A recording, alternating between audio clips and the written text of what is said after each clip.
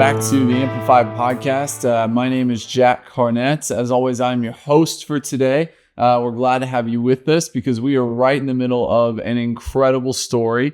We're seeing the inner workings, the life of Joseph in the book of Genesis. And so we are in Genesis chapter 44 and 45 today. We're going to be going through them together. But as I mentioned in the past, there are only a few people in the Bible that we really get to see their whole life play out. You know, we see David's life play out from beginning to end, and Moses, of course, and we get to see Joseph's life from beginning to end. And so, as we talked about last week, this is kind of a soap opera that we're seeing between all of these boys and Joseph and their father and Pharaoh and all the servants in Egypt. And Joseph has proved time and time again that he can handle the pressure and he can maintain his character. And now we're kind of wondering, is he going to maintain his character now that we're back at the people that hurt him the most? You know, he did well in his father's house, and then he did well in his master's house, and then he did well in the prison. And he did so well, and he maintained his character to such a high degree that God said, obviously, I can give you the world. And so quite literally, God gives him the world. All the wealth of the known world is brought into Egypt, and Joseph is put in charge of it because he's proven that he can be trusted with little, so he can therefore be trusted with much. And so now that he's the most powerful man in the world, we see his brothers quite literally come back to him and bow their faces to the floor. And Joseph has to make a decision. Is he going to forgive? Is he going to get his revenge and have them all executed? I mean, being the most powerful man in Egypt other than Pharaoh, he could snap his fingers and have them all executed on the spot. Now that he has that kind of power, we're going to find out today if he makes that kind of decision. And so if you have your Bibles, go ahead and open up to chapter 44. If you don't have an Amplified Bible, I can highly recommend the Alabaster Bibles. These if I'm not reading the Amplified, I'm probably reading one of these, and I'm just walking around and praying with it. And so they have all different sorts of books, but it's the Bible split up into its individual books, placed alongside all this beautiful photography. And as someone who was raised not only by a pastor, but someone who is also a photographer, I can tell you that the pictures are pretty good. So I highly recommend picking one of those up, and you can find the link to that page right at the bottom of the description here. And so as always, go ahead and like and subscribe to this podcast because we want more people to find this, and we want more people to learn about the Bible. And if you could repost this podcast so that more people can hear the story, that would be great. And so today we're going through Genesis 44 and 45. And in the last couple episodes, we've seen, Joseph go through extreme trials. And then we see him basically test his brothers now that they've come back. They've come back right in the middle of this famine. They're needing to buy grain. They left Simeon in jail. I believe it's Simeon. They left Simeon in jail, kind of as collateral for, what could have been up to even a year. They just left him in a prison in Egypt while the rest of them went home with food. And we see now they've made the decision that they need to go back to Egypt to buy more food, but they know they can't go back unless they bring Benjamin. Joseph has made it very clear, even though they don't know it's Joseph, that if they're going to come back, they need to prove that they are not spies by bringing their brother so that Joseph will know they're telling the truth. And so they finally convinced their father that, we're going to die of starvation unless you let us bring Joseph. And of course, or let us bring Benjamin. And Jacob is beside himself. He has nearly given up. He's lost Simeon. He's lost Joseph. And now he feels that he's losing Benjamin as well. And so he's absolutely grieved over this entire situation.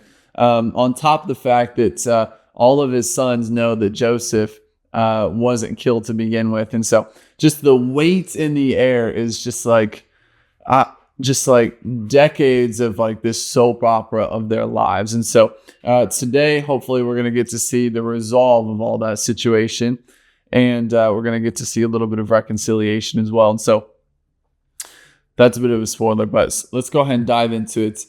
All right, in chapter 44, the brothers are brought back. And so it says this, and he commanded the stewards of the house, saying, fill the men's sacks with food. Let's go ahead and read the last verse of chapter 43. Joseph selected and sent portions to them from his own table, but Benjamin's portion was 5 times as much as any of theirs. So they feasted and drank freely and celebrated with him. And so they've arrived back into Egypt. They are now buying for the second time. They have not been thrown out immediately. They've already confessed that they found the money for the food that they bought last time in their sacks, and nothing has happened. And now they're being given this great feast, and Benjamin is given 5 times as much food as anybody else. And so it says this, Joseph commanded the stewards of the house to fill the men's sacks with food as much as they can carry and put every man's grain money in the mouth of the sack. So he's telling them to do the same thing again. We're not going to charge them for any of this. We have more than enough here in Egypt. Just fill it to whatever they need and let them go. Put my personal cup, the silver cup, in the mouth of the sack of the youngest with his grain money, and the steward did as Joseph told him. So now Joseph again is trying to, possibly get these boys in trouble. This would have been a high offense to steal the silver cup of the most powerful man in Egypt other than Pharaoh. And so they are kind of being set up for failure right here. As soon as morning was light, the men were sent away, and they and their donkeys. When they had left the city and were not yet far away, Joseph said to his steward, get up and follow after them, and when you overtake them, say to them, why have you repaid evil to us for good paid to you? Is this not my Lord's drinking cup and the one he uses for divination? You have done a great unforgivable wrong in doing this. And so Joseph has set them up for failure so that they have to come back to Egypt, possibly so that they have to be at his mercy. Now it says here that this cup that my Lord uses for when he's drinking, and that he uses for divination. Honestly, I'm not really sure what that entails for Joseph. Egypt would have been one of the most, if not the most, pagan city on the planet at the time. Joseph would have been no stranger to all of the sacrificial things that they were doing. But it also could have been one of those situations where, it's like in the book of, not the book of Elisha, but in one of Elisha's stories where he heals a man who had leprosy. He goes and dips in the Jordan 7 times and then comes back out and he's clean. And he tells Elisha, I want to follow after the Lord, but from here on out, I still have to go into all of these pagan temples, and I have to kneel because I have to, be the shoulder that my king rests on.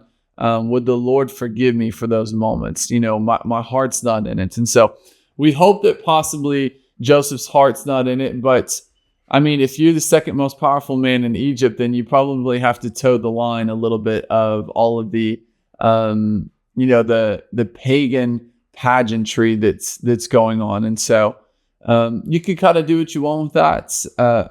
Honestly, I don't really know what it means for Joseph as a man. We're not really told so much about his faith. We're really more told about his character and his actions. And so either way, he's bringing the boys back to Egypt a 3rd time. So the steward overtook them, and he said these words to them. They said to him, why does your Lord speak these things? Far be it from your servants to do such a thing. So they're like, we don't know what you're talking about. We would never steal from anyone in Egypt. What are you doing here? And they said, please remember the money which we found in the mouths of the sacks we have brought back to you from the land of Canaan. Is it likely then that we would steal silver or gold from your master's house? We've already broken rules, it seems, once. Why would we push our luck again? with whomever or your servants, your master's cup is found, let him die, and the rest of us will be my Lord's slaves. Now, this is a little bit of a foolish statement to make on their part. They don't know to begin with how the money the first time made it back into their sacks. But now they're being accused the second time, and it could be that just in a hurry or in a rush, they said this thing, obviously we haven't stolen anything. And if anyone found here has stolen something, you could kill them. They're probably speaking a little bit too quickly on this one because, if they've already found something, maybe you should consider the possibility that they're going to find something again. And of course, it's going to be in the worst possible place for them. And so it says this, and the steward said, now let it be as you say, he with whom the cup is found will be my slave, but the rest of you shall be blameless. Yeah. And so the steward already knows that it's in Benjamin's sack, and he says, he doesn't have to die, but yeah, he is going to be my slave. And the steward said, okay. Then every man quickly lowered his sack to the ground, and each man opened his sack, confident the cup would not be found among them. The steward searched, beginning with the eldest and ending with the youngest, and the cup was found in Benjamin's sack. Literally, of all the brothers, this was the worst possible one to find it in, which is why Joseph put it in there. Then they tore their clothes in grief after each man and loaded his donkey again, and they returned to the city. They know that, if their father's not already dead from grief, this is definitely going to kill him. When Judah and his brothers came to Joseph's house, he was still there, and they fell to the ground before him. Now, it's interesting that the Bible is already starting to mention Judah by name. There's 12 of these brothers in all. Simeon gets thrown out a lot. Reuben gets thrown out a lot. But Judah does as well. And so we want to remember Judah specifically because I think that we're going to see why God chose the line of Judah for Jesus to come through in this situation. And so we see Judah mentioned by name, and Judah, of course, is whom through Jesus came through. It's not through any of the other brothers, it's through Judah, and I think we're going to see why right here. When Judah and his brothers came to Joseph's house, he was still there, and they fell to the ground before him. Verse 15, Joseph spoke harshly to them. What is this thing that you have done? Do you not realize that such a man as I can indeed practice divination and foretell everything you do without outside knowledge of it? So again, we're told that this cup is used for divination. It's used to possibly know oracles or futures. He's saying this again hypothetically. Don't you know that someone with my power could do these things? He's not necessarily saying that he does them. I don't know why I'm trying to defend Joseph so much, but I guess I just don't want to paint him into a box and say that he is doing these things. So Judah said, "What can we say to my Lord? How can we reply? Or how can we clear ourselves, since God has exposed the sin and guilt of your servants? Behold, we are my Lord's slaves, the rest of us as well, as he with whom the cup was found." And so Judah is saying, listen, we will all be your slaves. Just let us stay together. He's already starting to defend Benjamin. Honestly, remember, I'm sure Benjamin said in the moment, I didn't put that there. But of course, Benjamin's the youngest. If anyone's going to do something foolish like him, it's probably the youngest. And so maybe they blame him, maybe they don't. But either way, Judah is defending him. But Joseph said, "Far be it from me that I should do that. But the man in whose hand the cup has been found, he will be my servant. And as for the rest of you, get up and go in peace to your father." All right, now here is Judah's big moments. And I think this is really why the line of Jesus comes through Judah, because we see absolute mercy on behalf of Judah in this case. Benjamin is guilty. Whether he actually stole it or not, the cup was found in his sack. Joseph, of course, knows this because he put it there specifically. But Judah doesn't know this. And Judah acts valiantly to save Benjamin and really to save his father. And here's what it says. Then Judah approached him and said, "Oh, my Lord, please let your servant say a word to you in private. Do not let your anger blaze against your servant, for you are equal to Pharaoh." So I speak as if directly to him. So he's kind of, inflating his head just a little bit, Joseph's head a little bit. He's saying, let's talk in private just real quick. "My Lord asked the servants, saying, 'Have you a father or a brother?'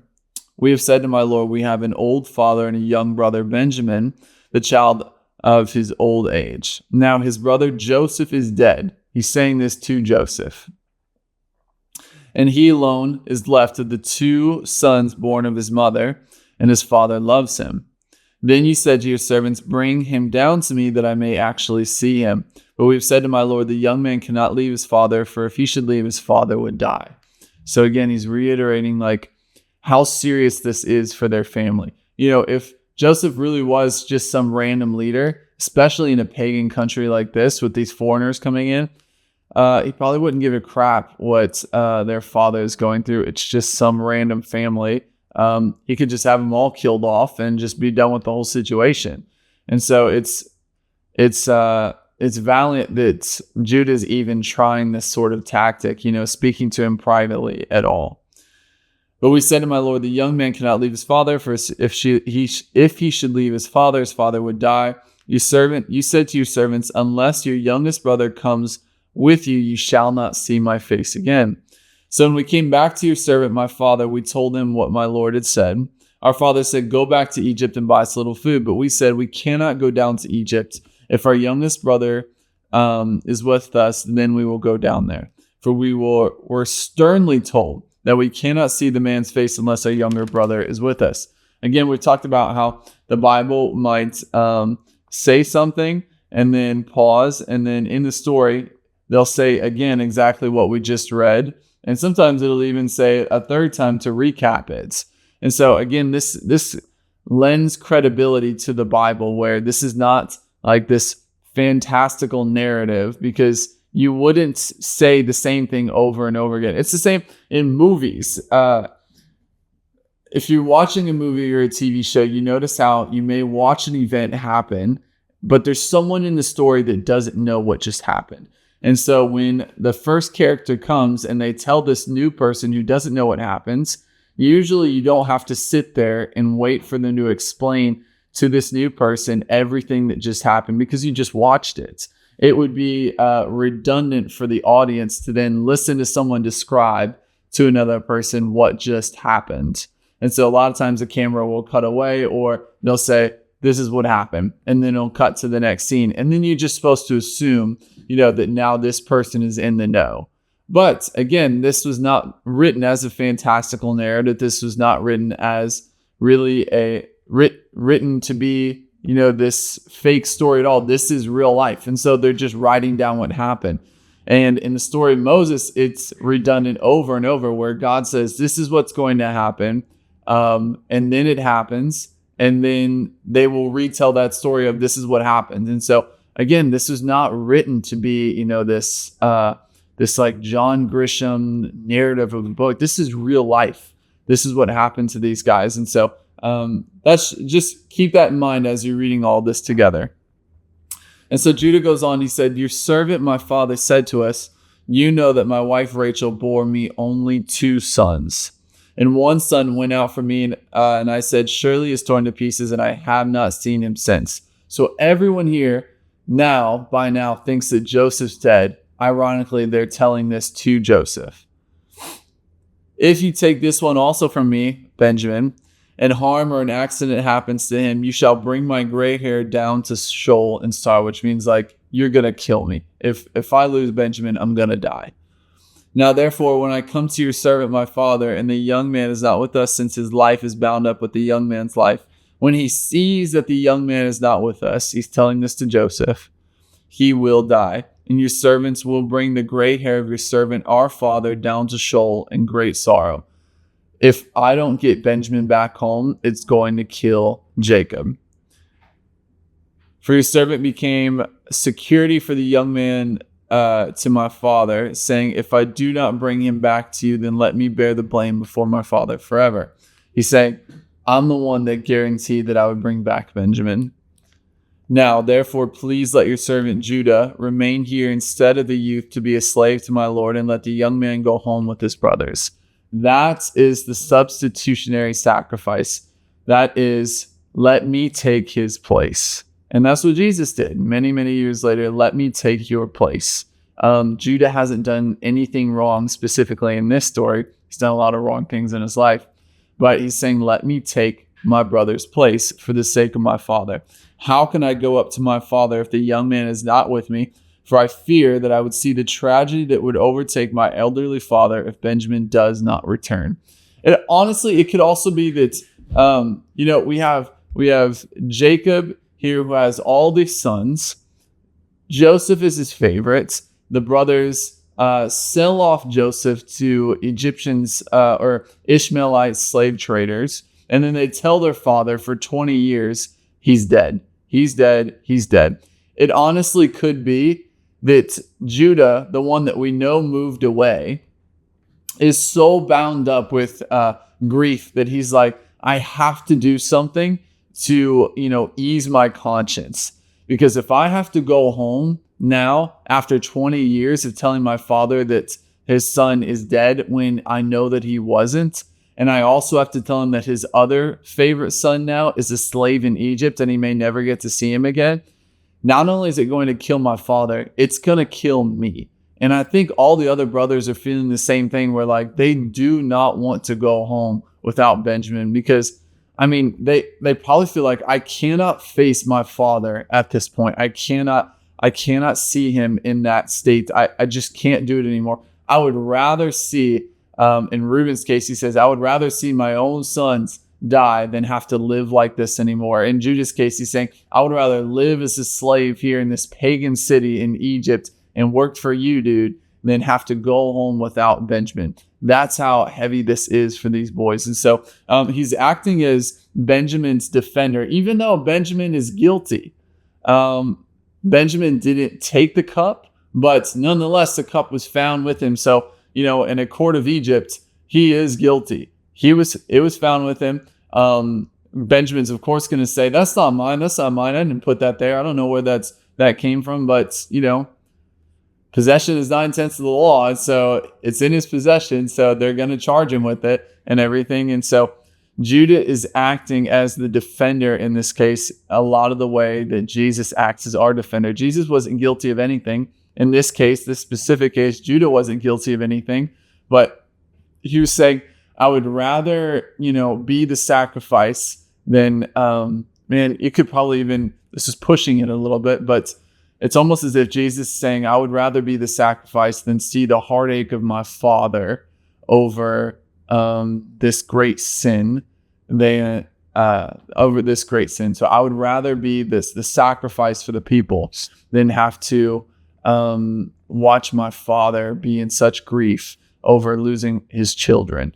And so that's, I don't know, Judah is an archetype. He's a foreshadow. He's a type and shadow. He's just kind of an example of who Jesus would be later on. Of course, Jesus does it perfectly, and we just get to see bits and pieces of their lives in this case where they get it right. And so, again, we've talked about, there are defining moments in our life where we really have to get it right. We have to get it right, and we may get it right or we may get it wrong 364 days out of the year, but I really think that God hones in on the most important moments of our life. If we can say yes to going to the university He's called us to, if we can say yes to the job opportunity that He's called us to, if we can say yes to maybe having children at some point, if we can say yes where it's most important and follow after the Lord, then God will honor that for the rest of our lives despite all of our other sins. And I seriously think,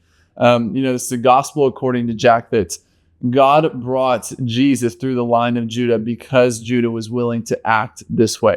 Judah was willing to have this moment where he was willing to give himself as a sacrifice. And of course, that's the greatest part of what Jesus did, was he gave himself as a sacrifice. And so I think it really takes a lot of the pressure off of us in our lives, where we're not having, like, it'd be great if we got everything right every day, but I think God is looking for the most important moments.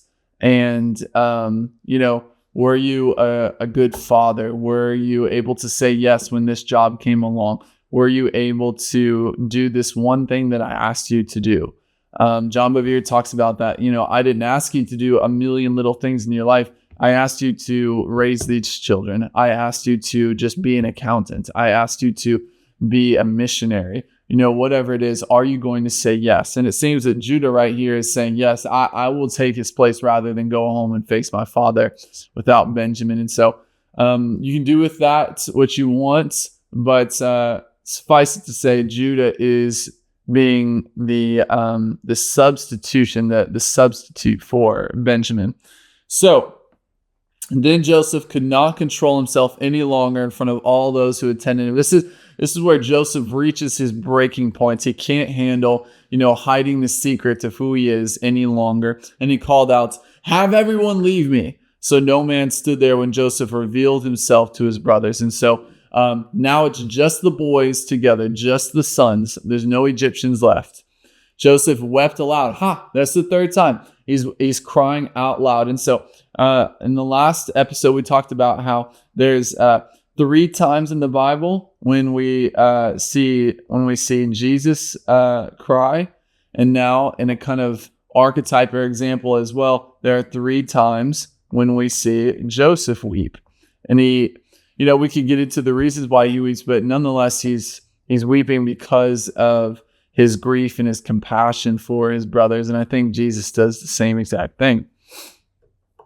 Joseph wept aloud, and the Egyptians who had just left him heard it, and the household of Pharaoh heard it. And so, obviously, this is 25, 27 years of grief, of heaviness, of compassion, of anger, of possibly hatred, of bitterness. This is all crashing down on Joseph at the same time. Think of this. This is like the season finale episode. This is where it's all coming to a head, and we see Joseph is weeping so loud that everyone in this palace can hear him weeping at this point. Then Joseph said to brothers, "I am Joseph. Is my father still alive?" But his brothers were speechless, for they were stunned and dismayed by the fact that they were in Joseph's presence. And so they probably didn't even believe it at that moment. Remember, Joseph, they remember the 17-year-old kid that they sold off into slavery. Now they're standing face to face with, a 40-year-old man who doesn't have a beard, probably doesn't have eyebrows, doesn't have a hair on his head because he looks like an Egyptian. He's not dressed like them anymore. He probably has an Egyptian accent to his Hebrew. And so it's no surprise that they're just stunned that this is who's standing before them. His brothers were stunned and dismayed by the fact that they were in Joseph's presence. Verse 4, and Joseph said to his brothers, "Please come closer to me." And they approached him, and he said, "I am Joseph, your brother, whom you sold into Egypt. Now, do not be distressed or angry with yourselves because you sold me here, for God sent me ahead of you to save life and preserve our family."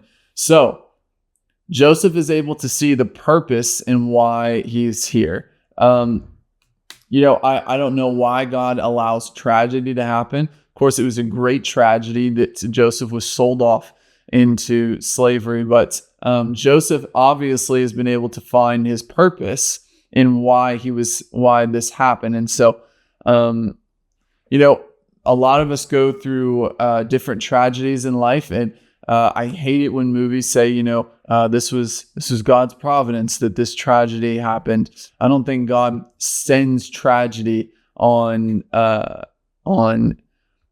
people, and theologians can dissect that, but I don't think God sends hurt to his children. Jesus said, "If you being evil know how to give good gifts, how much more your Father in heaven would you give your son a snake if he asked for an egg? Would you give him a rock if he asked for a loaf of bread?" That's not the God that he is.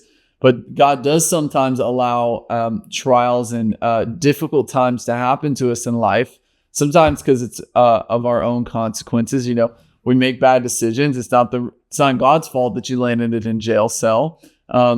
It's 99% of the time it's because of the decisions you made. But nonetheless, God can bring great things out of it.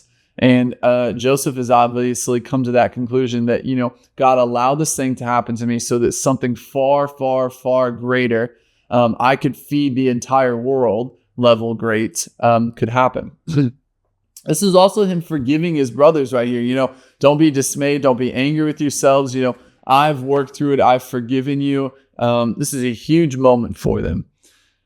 Now, do not be distressed or angry with yourselves because you sold me here, for God sent me ahead of you to save life and preserve our family. For the famine has been in the land for these 2 years, and there are still 5 more years in which there will be no plowing and harvesting.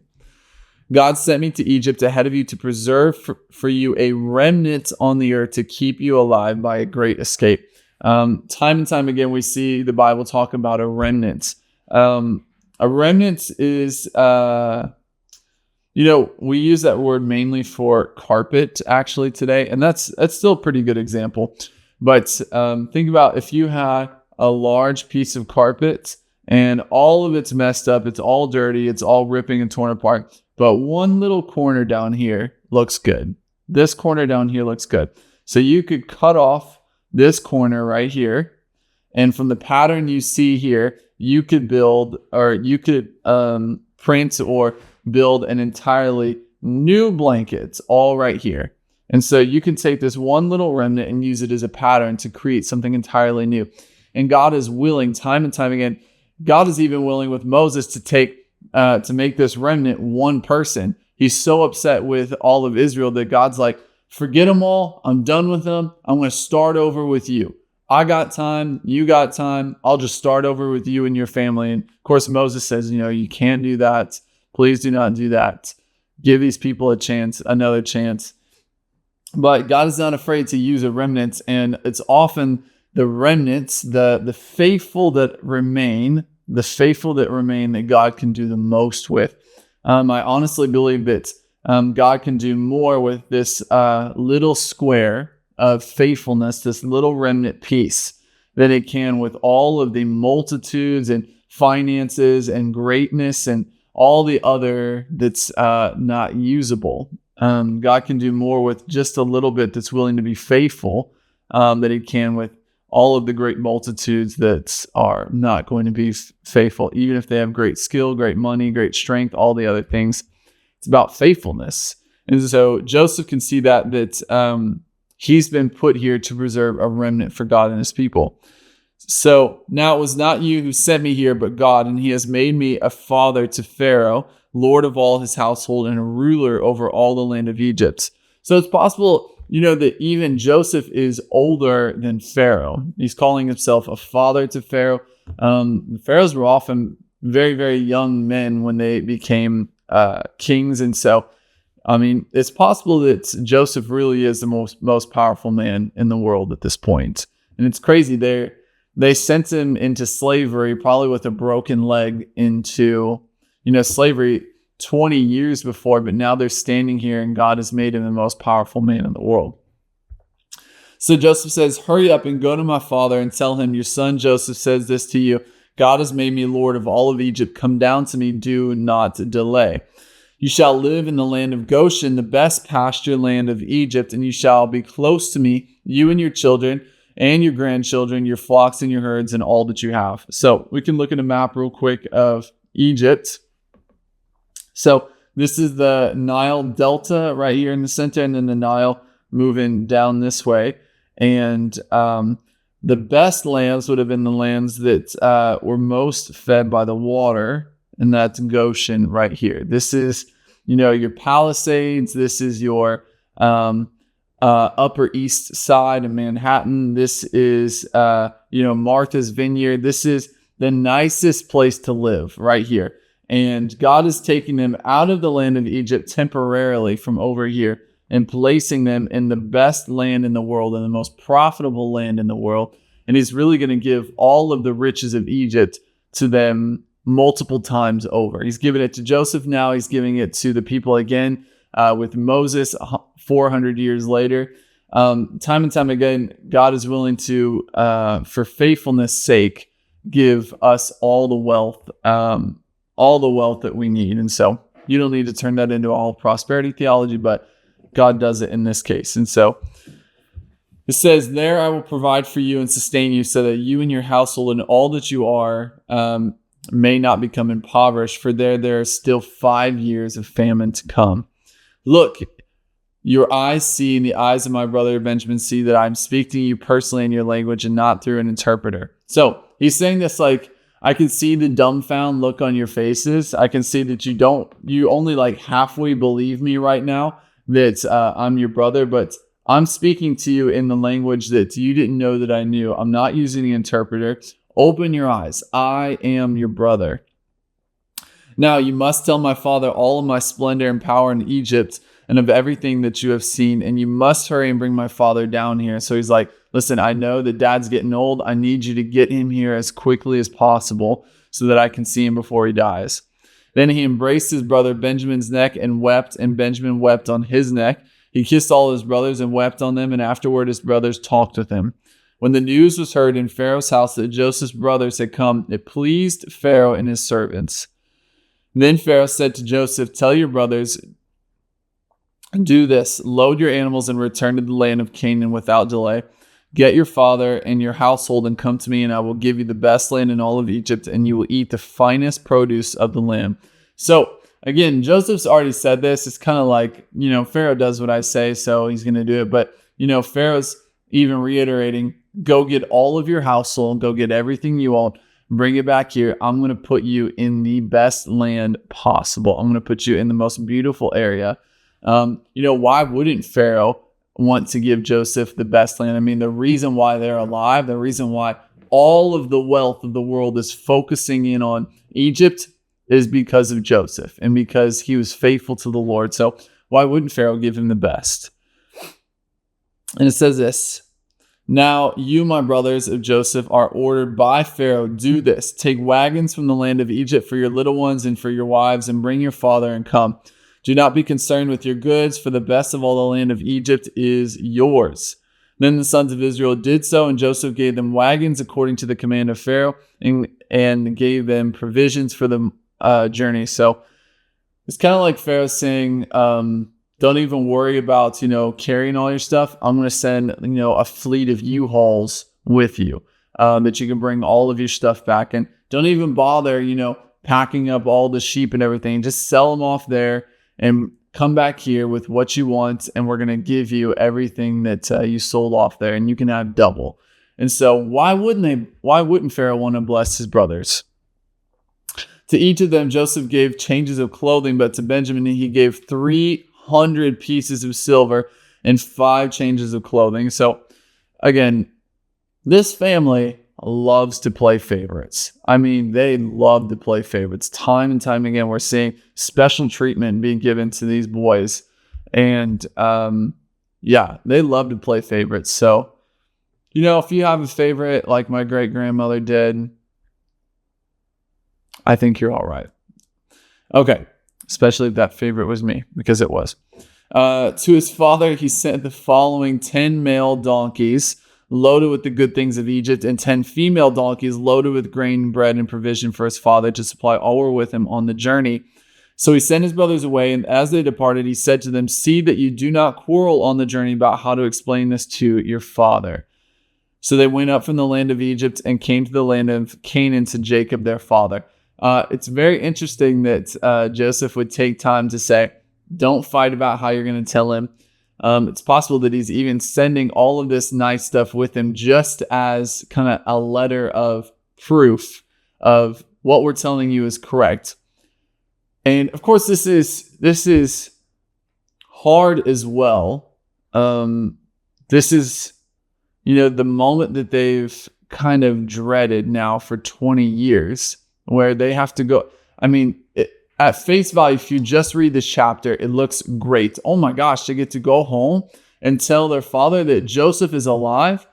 But now Jacob's going to find out from all these brothers that Joseph was never dead and that they were the ones holding on to the secret. And so this is an extremely bittersweet moment.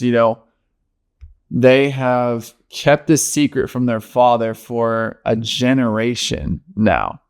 They've kept this secret, and it's great that he's alive. But why is he having to be told that he's alive in the first place? Because of these brothers specifically.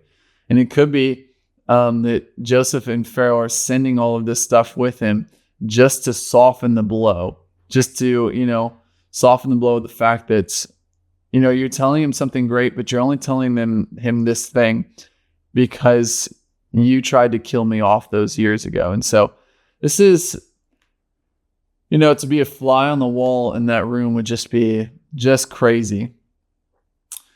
So they went up from Egypt and came to the land of Canaan to Jacob their father, and they said to him, Joseph is still alive, and indeed he is ruler over all the land of Egypt.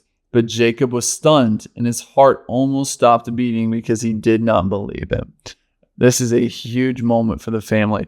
When they told him everything that Joseph had said to them, and when he saw the wagons which Joseph sent to carry him, the spirit of their father revived. So again, like I said, those wagons were sent with them as proof that they're telling the truth. If they had just come home with the food supplies they bought and nothing more, nothing less, it could have been that their father feels that they're playing a joke on him, but they didn't bring enough money to buy everything that they're bringing back, and so it's kind of proof. And Israel said, "It is enough. Joseph, my son, is still alive, and I will go and see him before I die." So, reconciliation has come between these boys. We see Judah act as the substitute right up to the moment that Joseph breaks down. We see Benjamin treated as the favorite. Once again, we get to see, Jacob's spirit revive in him, and he says, it's enough. We're done talking about it. Tomorrow, I'm getting on a camel and I'm going to Egypt because I want to see Joseph. And so we're going to get to see Jacob and Joseph interact for the first time in 25 years in the next episode. But this is kind of almost like a season finale for these boys in this story. And so the next season is just as great. And we're going to get to see kind of how Jacob's life ends, and possibly the most important moment in Jacob's life. And it's quite a story. These boys go through a lot, and it really is like watching a soap opera. And so tune in with us next week. I apologize that last week's episode was a little bit late. I was on vacation out in California, and I didn't have signal enough to post it in time. And so hopefully this one will be out at the right time as well. I'm back home. And so we're glad to have you with us. This has been the Amplified Podcast.